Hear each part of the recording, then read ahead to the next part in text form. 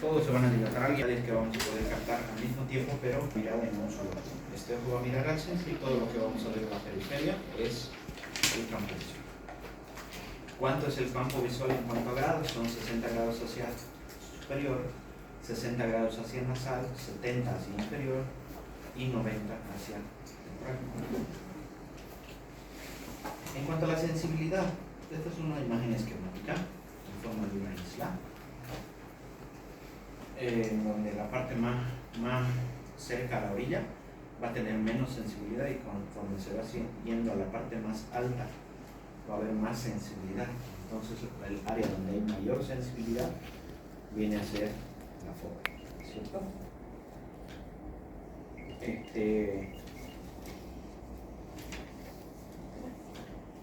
Si se fijan en esta isla, esta representación esquemática, hay una parte donde no hay sensibilidad.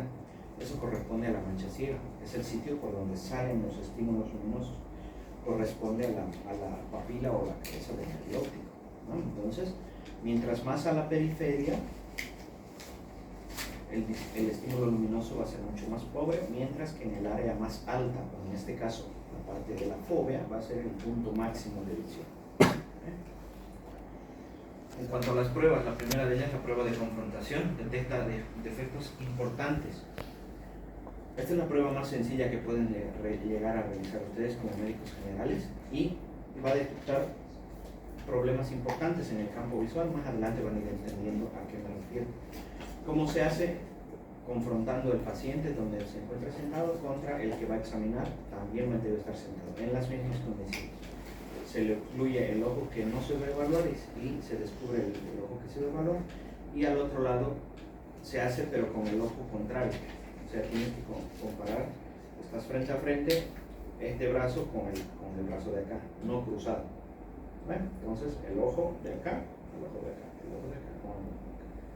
Entonces lo que haces es hacer unos movimientos así aproximatorios hacia el centro, de la periferia hasta el centro, comparando el campo visual del examinador contra el campo visual del paciente. Entonces se va acercando y conforme el paciente vaya detectando en qué momento se va viendo, en ese momento avisa o habla, le dice algo al paciente, al médico, de que si ve o no ve. Esto se hace en el campo temporal, superior, inferior y nasal. Una pregunta, doctor, ¿a qué distancia tiene que estar el médico del paciente? Sí.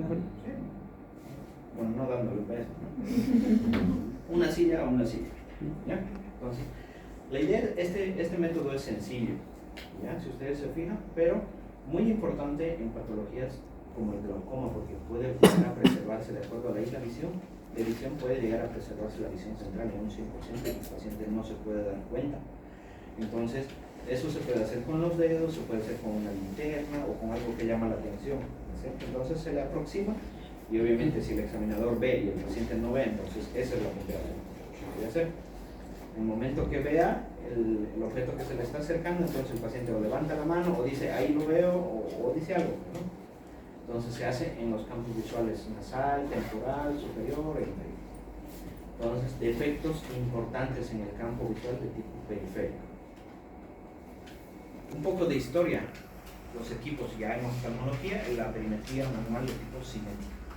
En este caso el estímulo se movía a través del campo visual.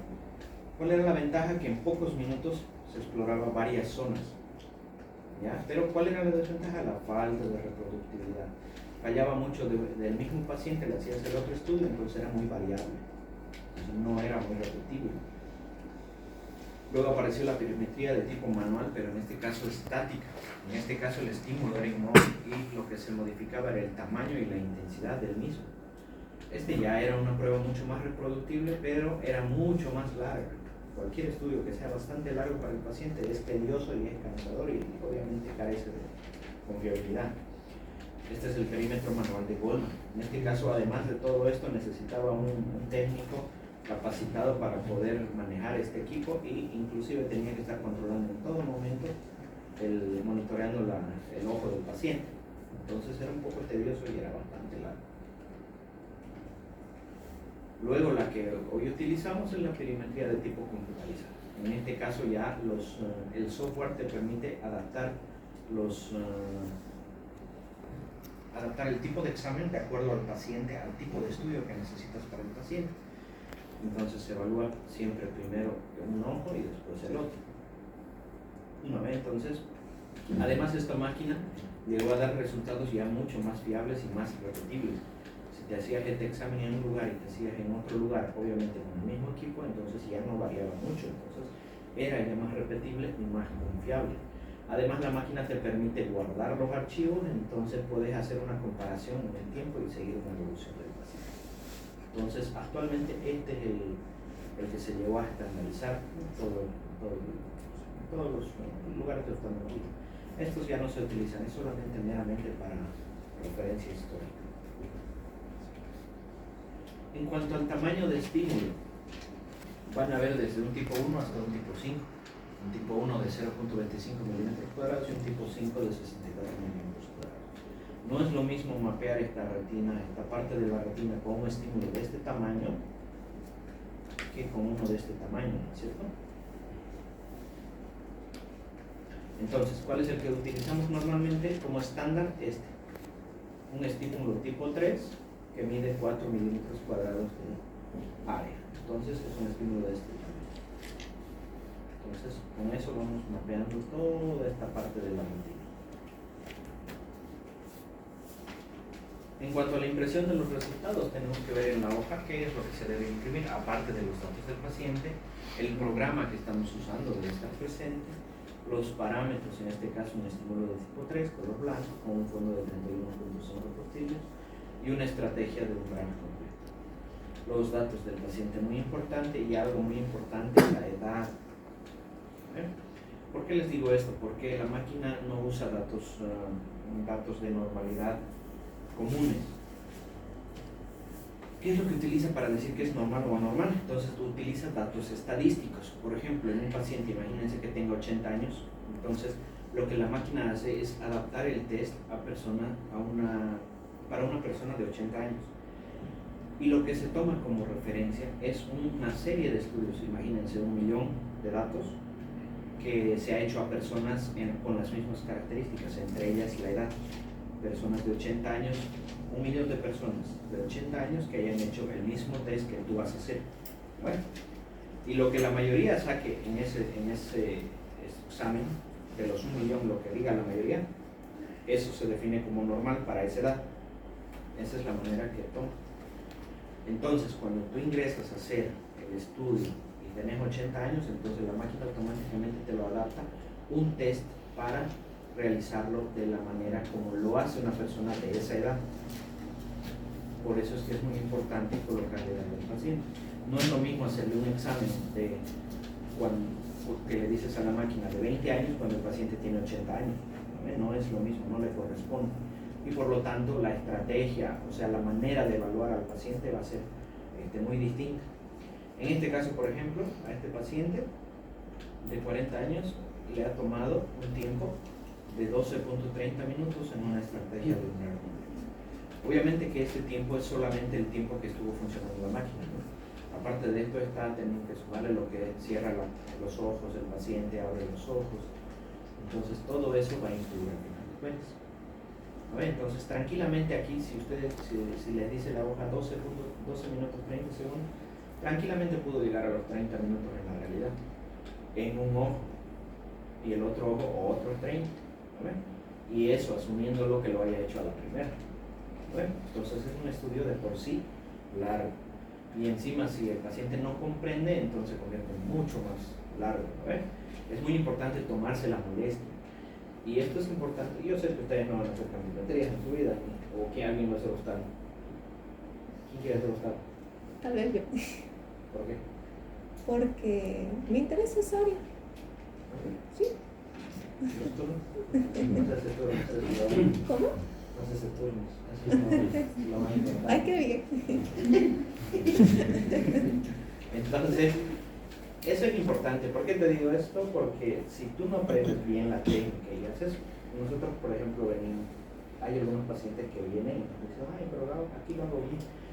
Y resulta que en algunos casos no se olviden que el ojo Es como te digo, te voy a examinar tu corazón, pero que deje de latir un ratito, digo.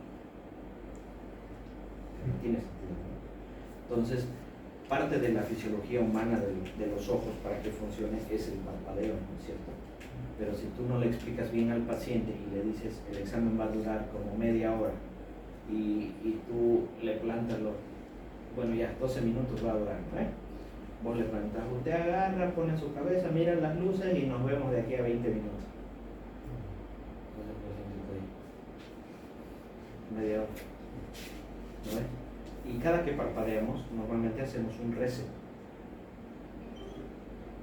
Cuando vas viendo y ves esas lucecitas así, como que se va nublando, se va cansando, es un proceso fisiológico que se cansa el ojo, ¿no es cierto?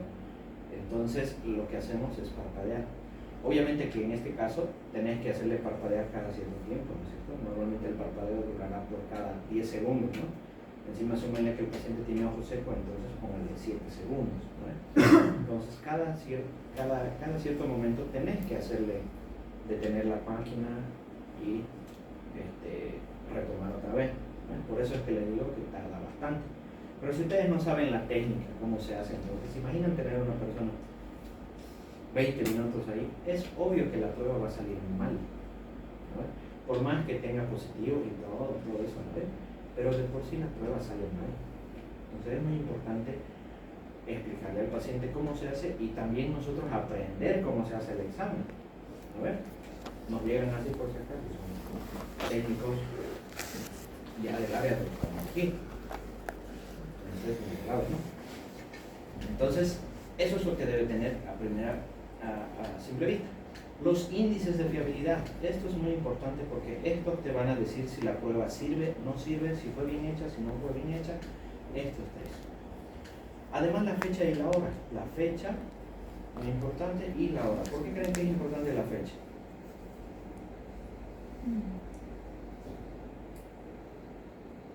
Para poder realizar un control del paciente, una evolución del paciente. ¿Ya notaron su nombre? ¿Tienen la lista?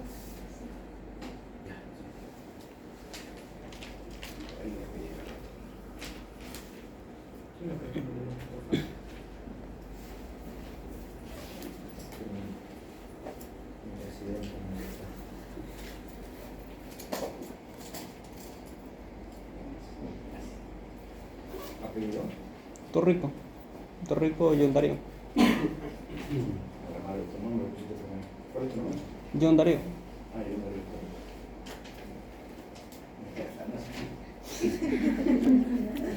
Acá yo me alegra Ya. mucho. Y ya, eso.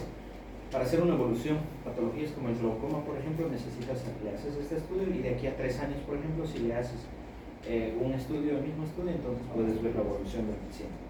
¿Vale? Y la hora, ¿para qué creen que sea importante? Para ver cuánto tiempo ¿Para qué? Obviamente, ¿a qué hora fue? Pero ¿para qué? Por ahí tiene un campo usar mejor en la mañana después de la tarde. Bueno, sí, pero más que eso. ¿Está más o menos? Para saber cuánto tiempo duró exactamente entre prueba y prueba. Para que sea tomado en las mismas condiciones, nuevamente, ¿Qué condiciones? en el mismo horario, podría ser, y cercano. ¿En qué influye eso? No sabía, pero ¿Qué? En el día de más luz, por ahí, quizás se ve más. Para tomar en cuenta la diferencia Si no le entre hace- ojo y ojo. No, si no le haces para el aire libre, no influye si es de día o de noche. Bueno, sí, pero no. ¿Por qué creen que influye?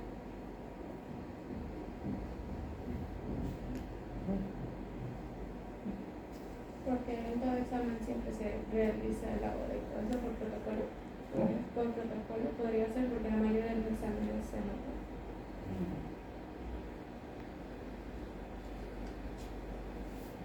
Si te sale mal, será lo mismo hacer este estudio que les dije, que era largo, puede durar 30 minutos, ¿no? 30 minutos, 30 minutos. Y ustedes tienen clase a las 2 de la tarde. Sí. ¿Y cómo están a esa hora? Entonces,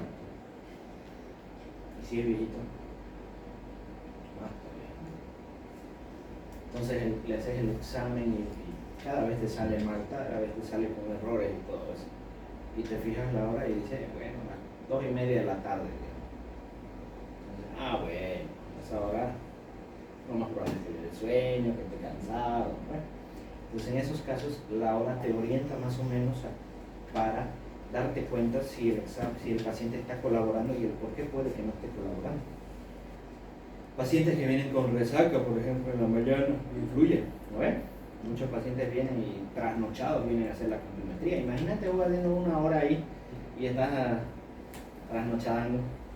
No va a salir bien, ¿no es cierto?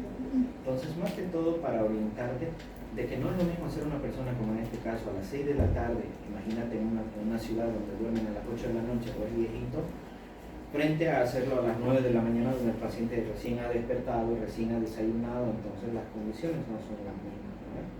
Entonces solamente para eso te serviría, para dar una razón del por qué no está saliendo bien el examen. ¿Ok? Eso. ¿Qué es lo que se imprime? Se imprimen 3 mapas. El de escala de grises, de la profundidad de efectos y los valores numéricos. El que más se le entiende es el de la escala de grises, donde las partes más oscuras son las áreas de menos sensibilidad y las partes más blancas son áreas con mayor sensibilidad. Entonces, ojo que acá es la visión central, ¿no? Cuando estamos mirando al frente, entonces estamos enfocando esta parte. Eso representa, ¿no? ¿Y esta parte a qué corresponde anatómicamente? A la vía óptica. ¿La qué? A la vía óptica, el nervio Estoy exacto, joven, bien, está bien. Digo, Berenice bien. ¿Estás conmigo? Berenice bien. La primera. ¿Como el Lisi? Sí. Como la... ¿Qué? Doctor, ¿ese punto negro es la mancha de Marriott? No, la mancha de bueno, sí, pero no. ¿Cuál es la diferencia? La mancha de Marriott es un término campimétrico. Ya. Solo se utiliza en campimetría. Ok. Pero si hablamos de a qué corresponde, entonces estaríamos hablando de la cabeza del nervio óptico, es otra cosa. ¿Ya? Términos campimétricos y términos anatómicos, eso son otras cosas, ¿no? Pero corresponden a lo mismo. Entonces, acá en el centro está la fobia. Les dije que el 100% de la visión está en la fobia, ¿no es cierto? De acuerdo a ese mapa. Entonces, la visión central está acá. Aquí están concentrando el 100%. Conforme se va yendo a la periferia, va disminuyendo la sensibilidad, les dije, ¿no? Entonces, tiene relativamente correlación esto, ¿no es cierto? Y además están viendo un área acá que si lo trasladamos a la parte numérica, ustedes pueden ver que tiene 0 sensibilidad. ¿Qué quiere decir? Que aquí le lanza una luz y ahí no ve nada. ¿A qué corresponde eso? Al nervio óptico. Es normal que a ese nivel no tengamos nada de sensibilidad. Bueno, debe haber el nervio óptico en este mapa. El de defectos simplemente va a poner con 0 los que están dentro de lo normal y un valor positivo o negativo cuando está fuera de lo normal. Y el valor numérico, cada punto que se ha evaluado tiene una característica y eso le pone un valor de acuerdo a la sensibilidad.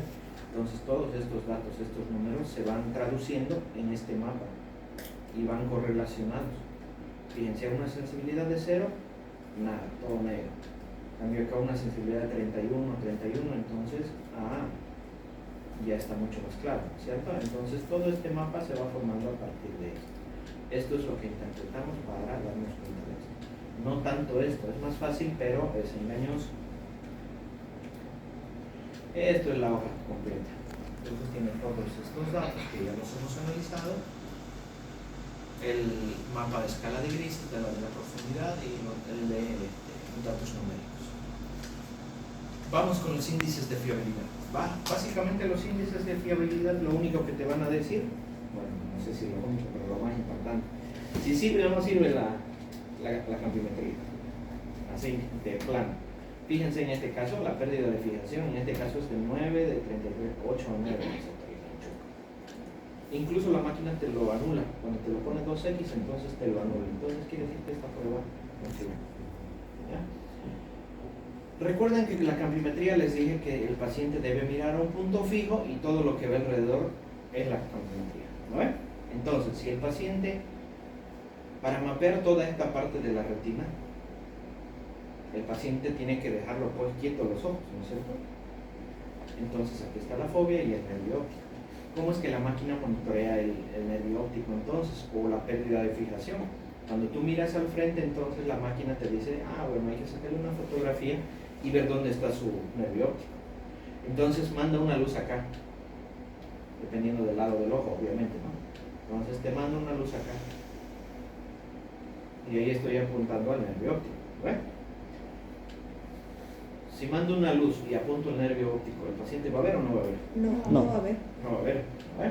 Por lo tanto, ese va a ser su nervio óptico. Pero ¿qué pasa si yo sigo alumbrando ahí y el paciente mueve su ojo, cualquier parte?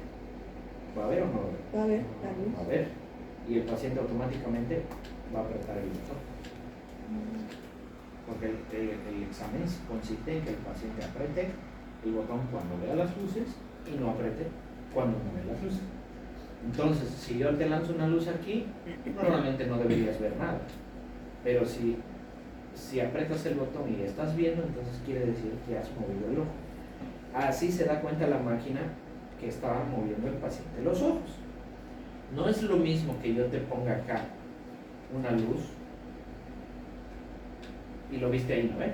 Te estoy examinando esta parte de la retina y te muestro otra luz acá, pero resulta que vos esta parte de la retina me la prestás y me la moves acá y muevo acá y vos otra vez me la mueves, te lo muevo acá y otra vez me la mueves. O sea, no tiene chiste, ¿no? El chiste es mapear todo. Y si tú mueves, me estás mostrando varias veces la misma parte de la retina. Y puede que esté bien. Imagínate, puede salir todito blanco, pero vos me estás mostrando solamente la parte de la retina que está bien y vos lo estás moviendo y a todos lados, ¿no es? Entonces, para asegurarse eso, la máquina te pone esto, la pérdida de fijación. Y aparte vamos monitorizando con una cámara en el equipo para ver que el paciente no esté moviendo los ojos, ¿no? Entonces, las pérdidas de fijación, de hecho, te lo anulan. Y si te lo anula, pues ya ni siquiera es valorable. Quiere decir que el paciente está moviendo mucho los ojos. Luego tenemos los falsos positivos. El que decide al final de cuentas si es positivo o negativo el examen, o sea, la luz que vio, es el paciente, ¿no? Si aprieta es positivo y si no aprieta, pues es negativo, ¿no? Pero el chiste es ver si ese positivo o ese negativo que dijo el paciente es verdad o es mentira. En eso consiste los falsos positivos. Un falso positivo es que el paciente está apretando el botón, fue positivo, ¿cierto? Pero nunca hubo una luz, entonces fue positivo. Pero en este caso fue falso porque no hubo en ningún momento luz.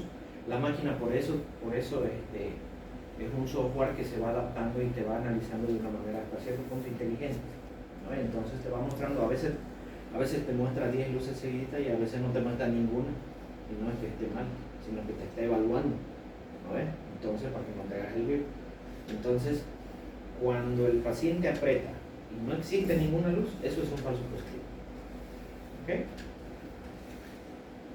Fíjense acá, las pérdidas de fijación de este paciente, 10 de 24 y error de falso positivo de 11 de 15. Fíjense eso, ¿qué está mal? No hay, bueno, la mancha de Marriott. Exacto. No tiene, ¿no? Ujú. Por lo tanto, ¿qué dirían si yo no les muestro eso? El examen está mal tomado, sí. Entonces, ¿cuál es la detección? ¿Qué pasó? ¿Qué hizo? Movió el ojo, correcto. Ahí está. ¿Ven? Y además pueden darse cuenta falsos positivos. O sea, él aprieta cuando no hay ninguna luz. ¿Ven? Entonces, por eso se llaman lo que son gatillo alegre o happy trigger. ¿Ven? ¿Sobre qué valor se considera un falso positivo? Ahorita vamos a ver eso. Entonces, falsos positivos es eso. Pero los falsos negativos, en este caso, sí hay una luz, pero el paciente se está haciendo el loco y cree que no está viendo. ¿Ven? En este caso, es negativo, ¿por qué? Porque no aprieta, ¿ven? Pero es falso, porque sí está viendo. Pero entonces, ¿cómo sabe la máquina si está viendo o no está viendo? La máquina te muestra un punto en un lugar, digamos, acá, ¿no? te muestra un punto y ya, y te lo evalúa y vos respondiste. Entonces fue positivo y tú viste la luz, hasta ahí todo bien. Bueno, pero la máquina te deja pasar. Entonces te va mostrando una aquí, hasta aquí, hasta aquí, hasta aquí, hasta aquí, así. Y más rato te vuelve a mostrar la misma luz que te mostró hace rato, la misma, en el mismo lugar, con la misma intensidad, todo igual. Y ahora no lo ves. Y ahora no apretaste. Entonces la máquina dice, pues si hace rato la vio y ahora no lo vio, ¿cómo puede ser posible? ¿No? Entonces eso es un falso negativo. Cuando hace rato vio y ahora ya no ve. En todo caso, el paciente no aprieta, pero es falso porque el paciente ya lo vio hace rato. Entonces eso es un falso negativo. Bueno. Ahora, nosotros manejamos aquí en el instituto entre falsos positivos y falsos negativos aproximadamente un 20%. Esto nuestra máquina lo traduce a porcentaje. ¿Ya? Fuera de los 20%, más allá de los 20%, no lo consideramos una prueba bastante fiable. Entonces, esos son los parámetros que más o menos se manejan. Hasta un 20% entre los dos. ¿Ya? Ya, pues si la pérdida de fijación te lo anula, pues ya ni siquiera lo evalúas. Eso ya no sirve, por más que haya sido bien. ¿Qué factores van a afectar?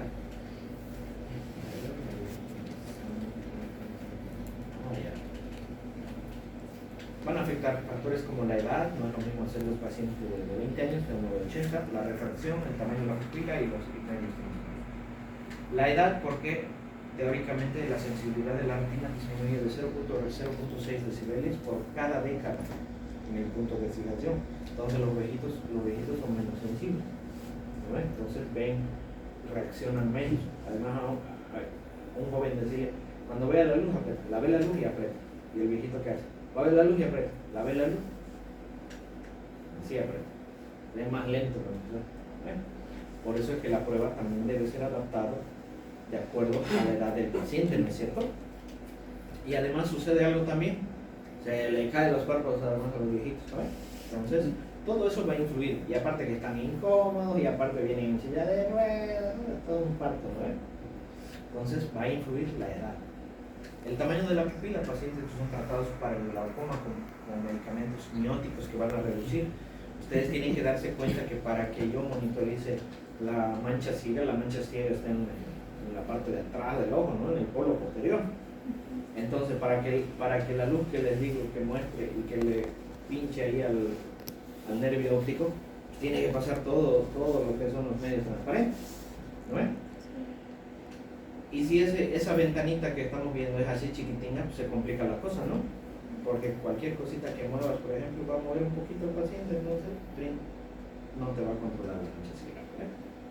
Entonces, pacientes con miosis se complica un poco más, tienen que estar mucho más quietos por el tema de la monitorización. La opacidad de medios, pacientes que tienen cataratas, porque eso ya es un problema del cristalino, obviamente va a disminuir la visibilidad. Incluso depende del grado de catarata, entonces inclusive podemos llegar a utilizar un estímulo 5 para ver eso. Entonces, opacidad de medios afecta, pero recuerden que la cirugía de cataratas es reversible. Le retiramos y le volvemos a poner, entonces esto va a mejorar, ¿no? Las ametropías. Paciente en el examen tiene este cosito, fíjense. Ese parantecito es para colocar los lentes para el paciente para que lo haga de la mejor manera. Entonces debes de corregirle al paciente su ametropía, un defecto que le impida enfocar bien las luces. Entonces le colocas esos lentes para que pueda hacer el estudio de la mejor manera y corregido. ¿Ven? Si es miope, le pondrán el tipo de lente que corresponde, si es hipermétrico, el tipo de lente que corresponde, para que trate de ver lo más claro posible las luces, ¿no? Hay que ser relativamente justos con el examen también. Pacientes afáquicos, esto ya pues se complica un poco más porque el cristalino les decía que tenía una cierta cantidad de dioptrías, ¿no es cierto? Y si no tiene cristalino, pues está medio complicado, ¿no? Entonces tienes que corregir eso y se hace más complicado porque ya va a costar ver al paciente. Bien, entonces, ¿qué pasa en esto? A ver, algo. La mancha ciega está más grande de lo normal. Madre, ¿qué más? y está medio deforme. No es un círculo y está en otro campo visual también y está en varias partes. Nada más. No, ¿verdad? Entonces, ¿qué es eso que está más oscuro? O sea que según tú, No todo, sino están las manchas más oscuras. Entonces, en la parte que debería estar, esa mancha ciega está más desplegada, no es un redondo completo y no está en una sola parte, sino se desplegó más. Pero no dice cero, amigos. no tiene por qué ser. ¿Alguien está de acuerdo? ¿Quién está de acuerdo? Se supone que el punto de mayor sensibilidad debería estar en el medio, pero está en este lado a la izquierda. ¿En serio está tan difícil interpretar eso? Ojo, de oír.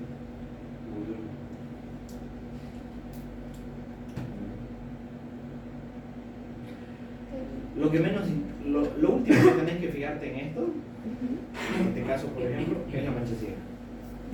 No te enfoques tanto en la mancha ciega, no todo lo que vas a ver, o sea, a lo que te estoy entendiendo es que si tú ves todo negro esto, uno está diciendo, tiene una mancha cieganga que se está ocupando todo el ojo. No es así. Entonces acá ni siquiera tiene mancha ciega. No tiene mancha ciega acá. ¿Y qué es eso que es más oscuro? ¿Qué te dije que? No llega a observar al paciente. ¿Qué? No hay sensibilidad del paciente. Exacto. Aquí no es la mancha ciega versus el otro ojo. No. Aquí la mancha ciega es parte normal de una campimetría que está en tu ojo. Nada más. Lo que evalúas en la campimetría es la sensibilidad de la retina. ¿Qué tan sensible es? Puede ir desde una supersensibilidad, que es lo más claro, hasta una sensibilidad, digamos, de 1 o 0, como en el caso que vamos a ver después. Pero estás evaluando la sensibilidad, no el nervio óptico, Entonces no la mancha ciega. Entonces, para interpretar, yo les dije acá, ¿qué les dije? ¿Cómo se interpreta eso? Según la escala de grises se ve la sensibilidad del paciente y tomando en cuenta el examen que nos mostró, vemos que sí es un examen bien tomado porque se ¿Qué evalúas aquí? ¿Qué? La sensibilidad. ¿Y cómo se interpreta? La parte más clara son las donde el paciente tiene mayor sensibilidad, puede observar bien. Exacto. Apellido. Choque Celis, Nombre. Jasmine Alejandra. ¿Qué parte es? ¿Jocelyn? Jasmine Alejandra. Jasmine. Exacto. Lo que estás evaluando es la sensibilidad. Entonces aquí dirás, hay una disminución de sensibilidad y un aumento de sensibilidad. Eso es lo único que te dice. Es que es fácil cuando te lo muestro así. Pero ya cuando te lo muestro así, ahí se complica. Entonces en este caso, si analizáramos, aún así siguen estando mal. Si analizáramos acá, entonces hay una ausencia, debería ser negro aquí. Primero, para empezar, si hablas de mancha ciega, debería estar negro, ¿no? O cerca negro. Entonces aquí ni siquiera hay negro, así, bueno, ya. Pero aún así hay manchas aisladas, negras, que eso no corresponde al nervio óptico. No es que su nervio óptico lo está marcando cada rato, no. Lo que puedes decir es que hay una disminución de la sensibilidad que está más marcada en esta zona o en la periferia, que también acá hay una disminución pero más leve, y aquí hay un área que está conservada, ¿cierto? Así se interpreta, desde mayor sensibilidad a menor sensibilidad, todo eso, pero se evalúa cuán sensible es. No dices, está su nervio óptico, y ya. Solamente el nervio óptico te dice referencial si está bien hecho y si tiene o no tiene, nada más. Entonces, pero ni siquiera podemos hablar de eso acá porque mira, Sí, está mal tomada. es ridículo que nos hayamos puesto a analizar esto porque ni siquiera está bien hecho. Esto es cualquier cosa. O sea, ni siquiera debe ser un paciente real, o sea, ni siquiera es confiar. Pero aún así lo hemos interpretado como que se debería, ¿no? Pero esto no es ni siquiera coherente para analizar, ¿no? Pero fíjense, sus falsos positivos y sus falsos negativos están ok, pues es obediente. O sea, cuando dices apretas cuando veas y cuando no veas no apretas, él hace caso, pero mueve un chingo su ojo, ¿no? Entonces, por más que haya bien, lo haya hecho bien, 0, Esta prueba, cuando mueve los ojos, no sigue. ¿Se dan cuenta? Y ahí, Igual está mal tomado. exacto.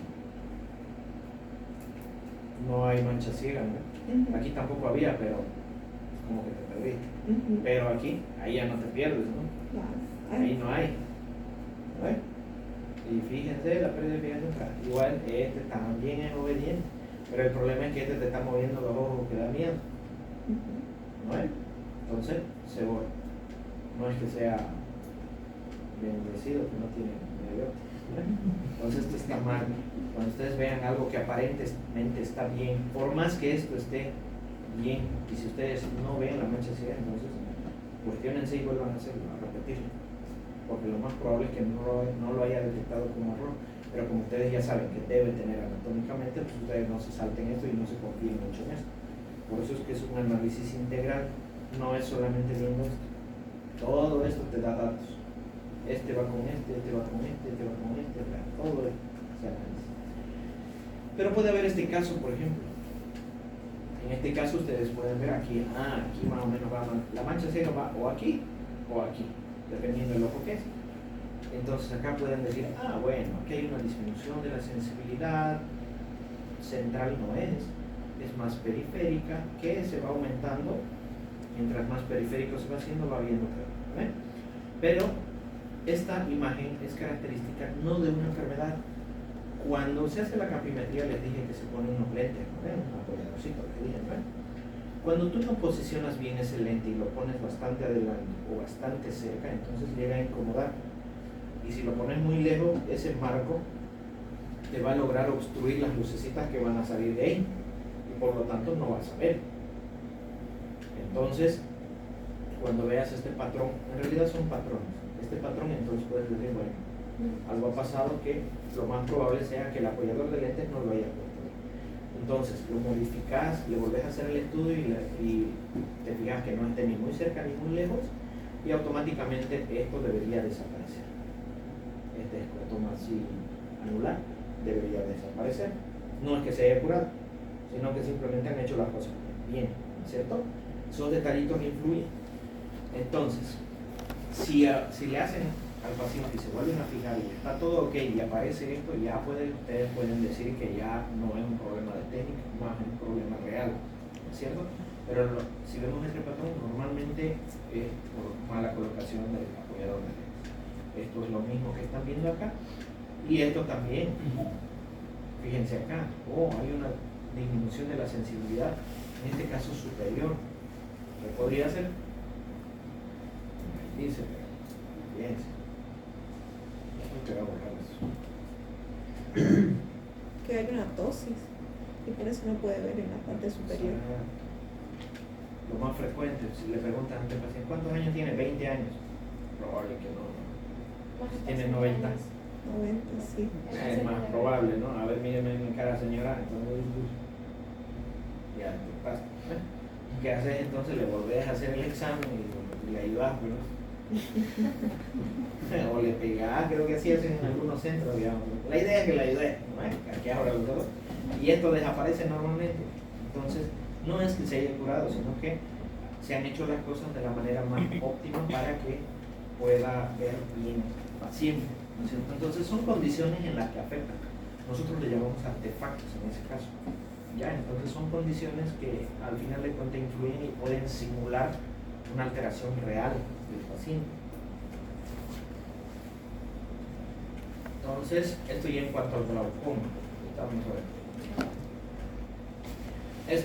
Ustedes tienen que entender que anatómicamente las fibras, todas las fibras salen por el nervio óptico, ¿no es cierto? Son como una serie de cables que deben salir por acá. Entonces van a haber tres tipos de fibras. Unas fibras que van desde la mácula, que es el punto más central, hacia el nervio óptico. Entonces son fibras papilomaculares o maculopapilares. Van así y salen por aquí. Hay otras que son las fibras radiadas. Estas salen así,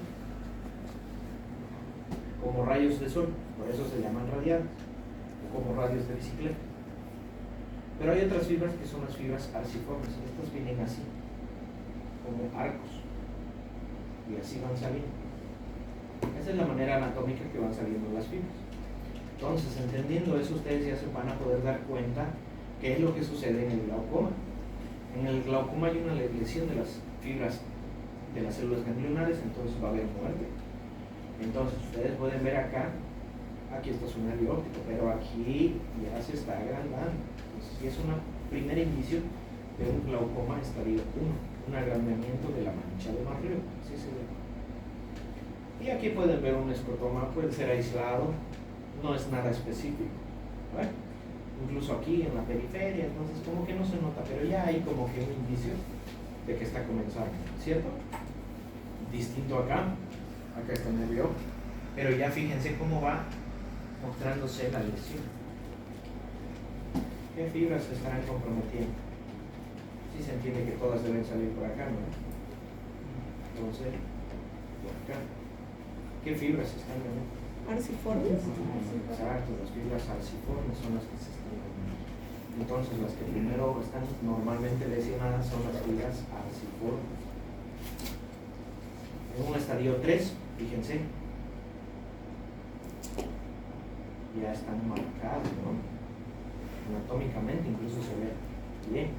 Pero fíjense cómo hace la arciforme y qué respeto. Hay unas fibras que van acá, ¿no? Ajá, y esas están respetadas. ¿Y qué área es esta? ¿Qué área corresponde? ¿Qué? ¿Qué se llama? Exacto, a la fobia. Entonces tú vas por el mundo y como ves el 100% pues no te interesa. Pero ahí está, fíjense cómo de traicionero es la cosa, que primero te van y te lo va respetando la visión central. ¿Vale? Lo mismo, este es un estadio 3, aquí está el nervio óptico y fíjense ya el compromiso, incluso un cuadrante ya está agarrando, y inclusive las fibras, ¿qué fibras deberían estar aquí? ¿Qué fibras están? ¿Radiadas? Las radiadas están comprometidas entonces en primer principio las arciformes, y también ya están involucrándose las fibras radiadas. ¿Okay? Y las papilomaculares, todavía dan, ¿no? Entonces ya en un estadio 4, fíjense,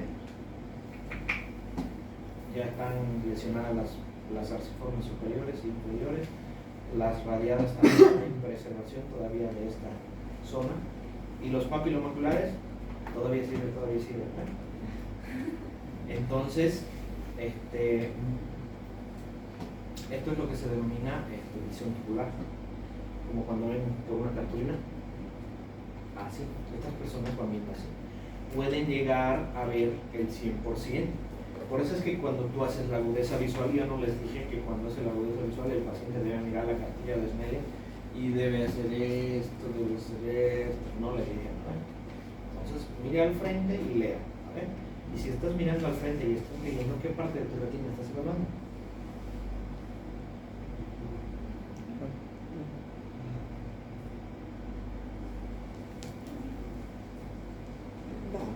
Mácula papilar, los nervios. No, ¿qué parte de la retina? No, ¿qué fibra?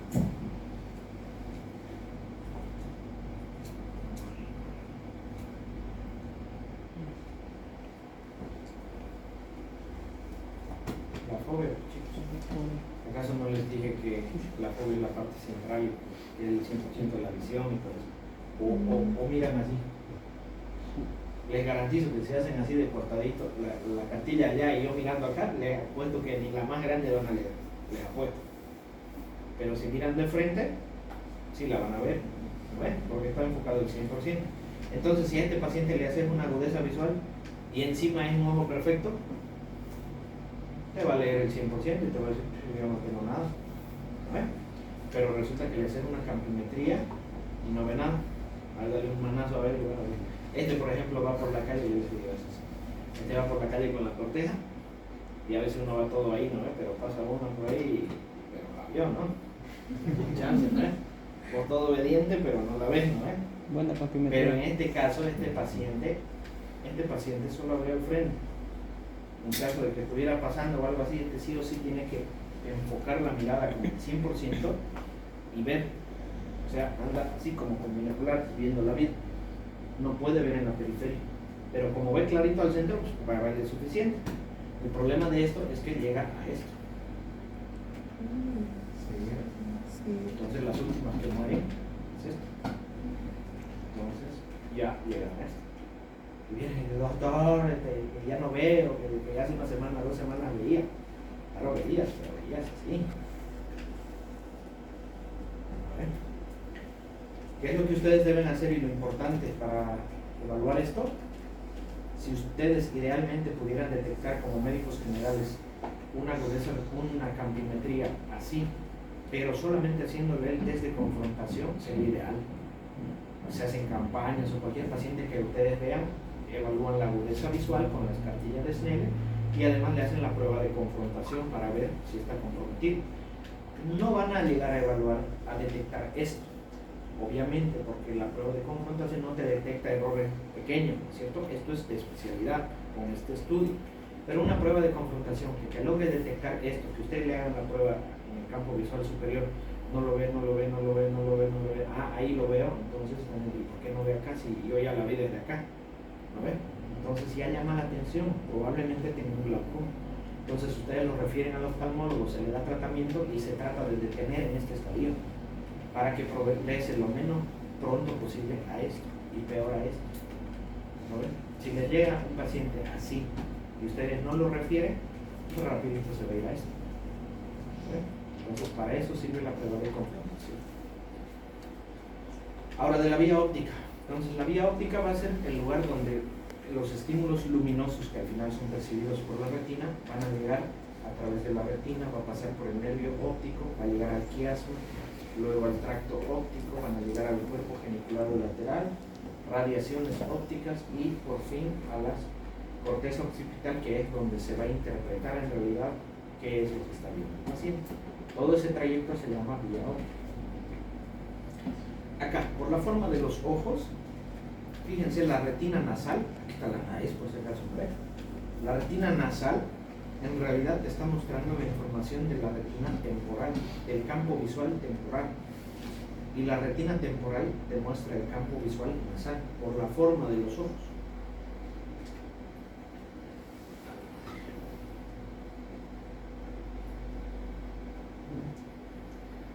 Entonces acá vamos a ver un video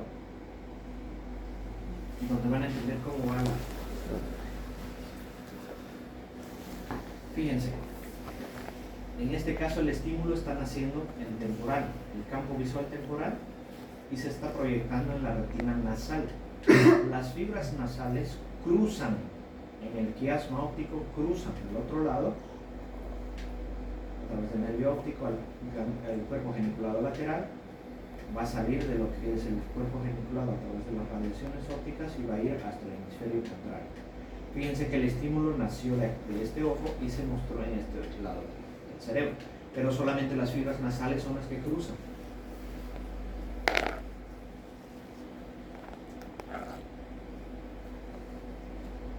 Entonces, en este caso, el estímulo es nasal y está yendo a la retina temporal. Las fibras temporales no cruzan, por lo tanto, se mezclan en el mismo hemisferio. La fibra nasal sí cruza. ¿Ve? Un ojo, 2 imágenes.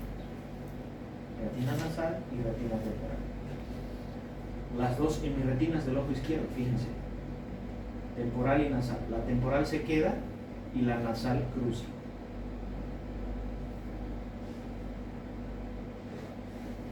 Las temporales de ambos ojos. Entonces las fibras temporales no cruzan, ¿no es cierto?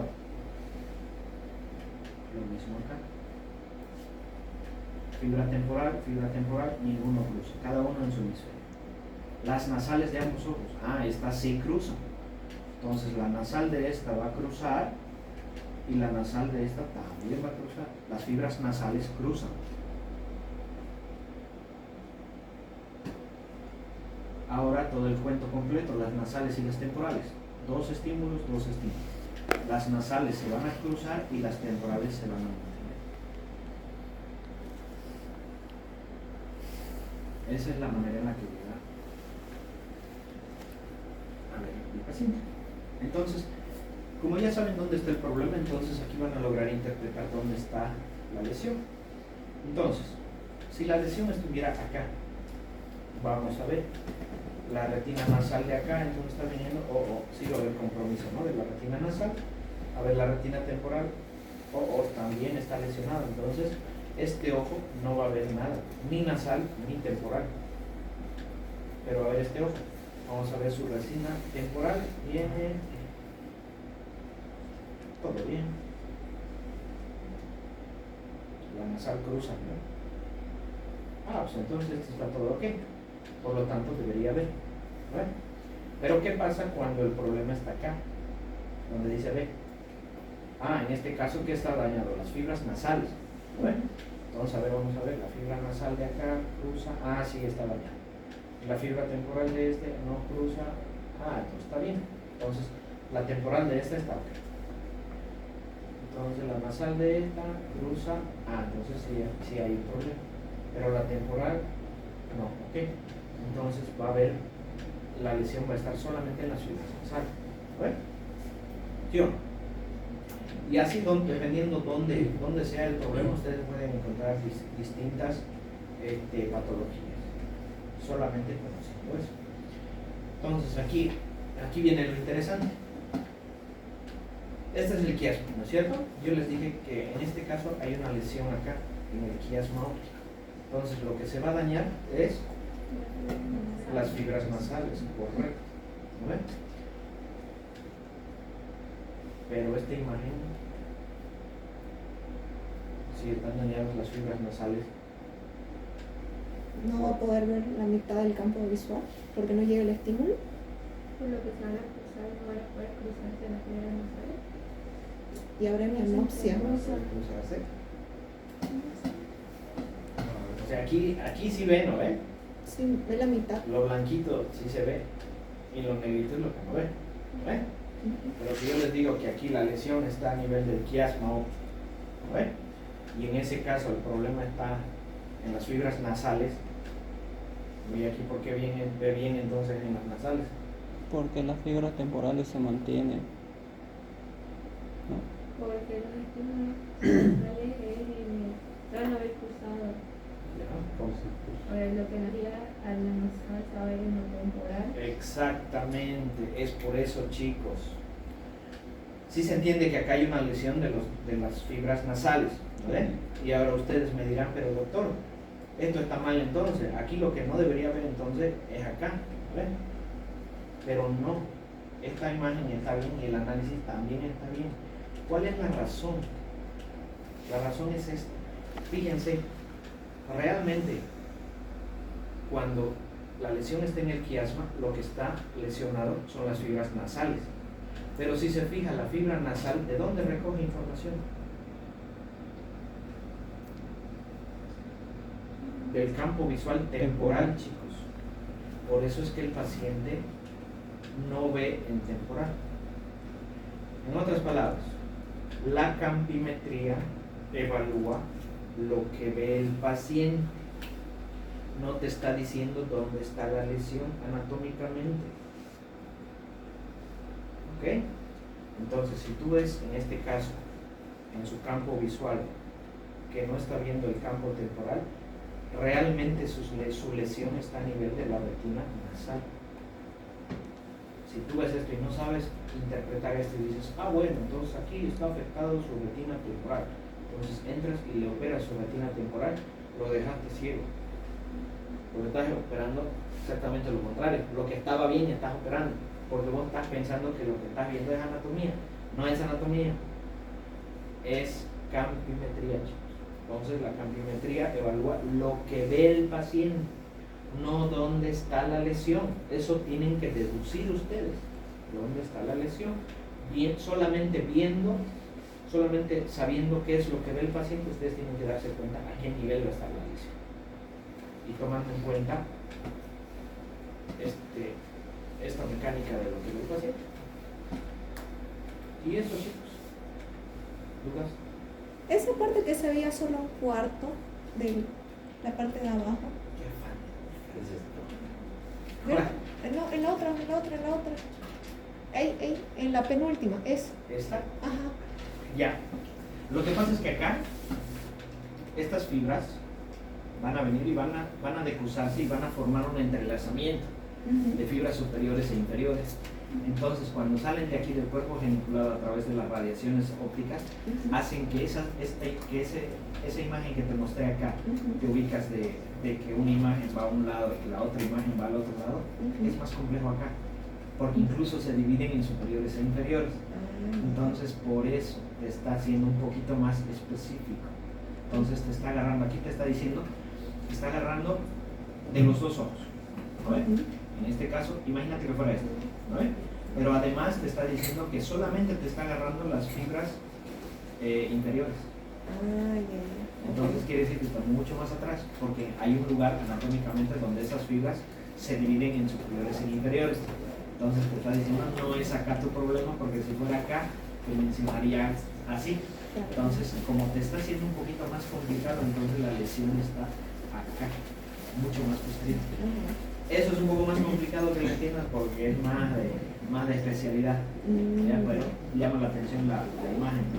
Sí. ¿Apellido? Aramayo, Mercedes Aramayo Arteaga. No sé. Doctor, entonces, González, Rodrigo González. entonces el punto B sería una lesión en el ojo izquierdo a nivel a nivel nasal. Analizar. Ya. Acá. ¿Ves? Entiendo. ¿Ves? Vamos con calma. La fibra temporal. Fibra Sí está comprometida. Fibra temporal de acá. ¿No ves? Por lo tanto, la lesión va a estar, no va a haber bien la fibra nasal. ¿no ves? Vamos con el otro lado.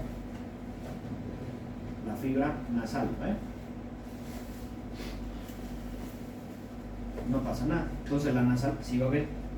¿No ves? Y en este lado vamos a ver la fibra temporal. Todo ok. Y la fibra nasal. En este caso, la fibra nasal va a estar afectada de este ojo, solo la nasal. Por lo tanto, no va a haber lado temporal. Entonces, en este ojo está afectado el lado nasal y en este ojo el lado temporal. Por eso es que ve así. ¿Ven? Solamente siguiendo este trayecto que ustedes ya lo conocen, entonces pueden darse cuenta y tienen no ve de aquí, pillo. Sí ve, bien, y hacen su dibujito y lo pillo. Y este otro también. Y esto entra en examen. Entonces el paciente solo vería así y no la periferia. Así. Si fuera el caso del Yo veo la mitad de acá, Ajá. pero la de acá sí veo, pero la de acá no veo. O sea, cuando hacemos lo de... En la campimetría. Es que va a ser muy difícil que el paciente te diga, veo la mitad de mi campo así. Aunque te lo diga, no le vas a creer. Tú debes hacer la campimetría. Y la campimetría es específica. Ahí está, lo estás viendo. Lo estás viendo.